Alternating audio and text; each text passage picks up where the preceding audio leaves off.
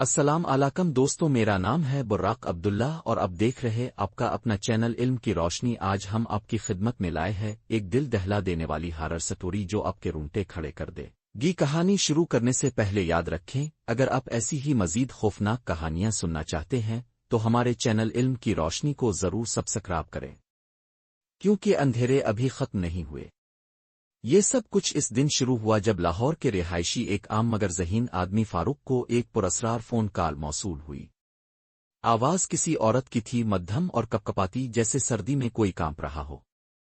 اس نے صرف اتنا کہا، اگر زندہ رہنا چاہتے ہو تو اس وادی میں مت جانا، اور فون بند ہو گیا۔ فاروق حیران ہوا کیونکہ اس نے کسی وادی کا نام نہ سنا نہ جانا، لیکن انسان کی فطرت ہے کہ جس چیز سے منع کیا جائے وہی تجسس بڑھاتا ہے۔ اگلے دن فاروق اپنے 3 دوستوں اکرم، ہارون اور بلال کے ساتھ مری کے قریب ایک انجان اور نقشے میں نہ آنے والی جگہ پر روانہ ہوا، جہاں لوگوں کے مطابق ایک سنسان وادی ہے جسے مقامی لوگ اندھیروں کی وادی کہتے ہیں۔ وہاں جانے والے کبھی واپس نہیں آئے۔ سب نے اس کہانی کو مذاق سمجھا، لیکن فاروق کو اس فون کال کی آواز مسلسل سنائی دیتی رہی، جیسے کوئی اس کے ذہن میں سرگوشی کر رہا ہو۔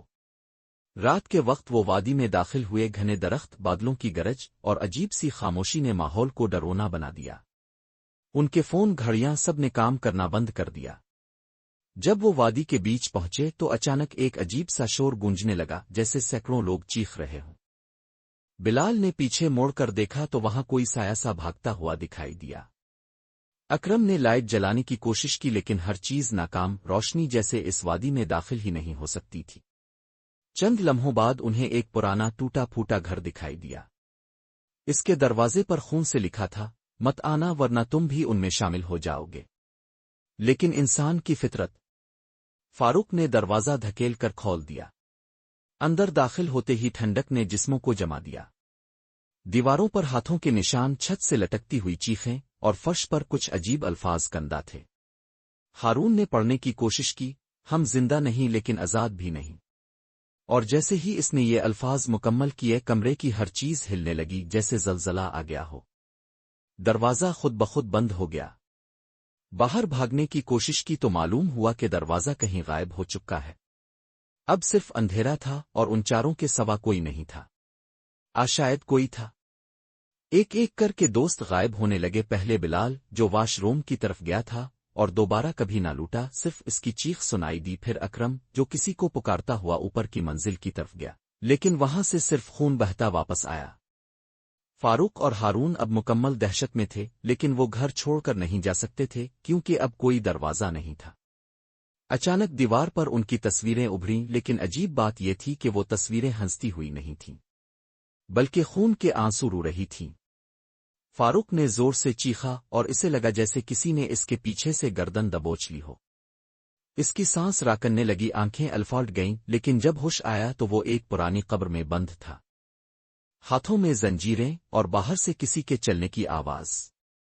وہ کوئی انسان نہ تھا، اس کے پاؤں زمین کو چھو نہیں رہے تھے۔ اسی وقت ہارون نے ایک کونے سے کسی طرح زنجیر توڑی اور فاروق کو نکالنے کی کوشش کی، لیکن وہ وجود بہت قریب آ چکا تھا۔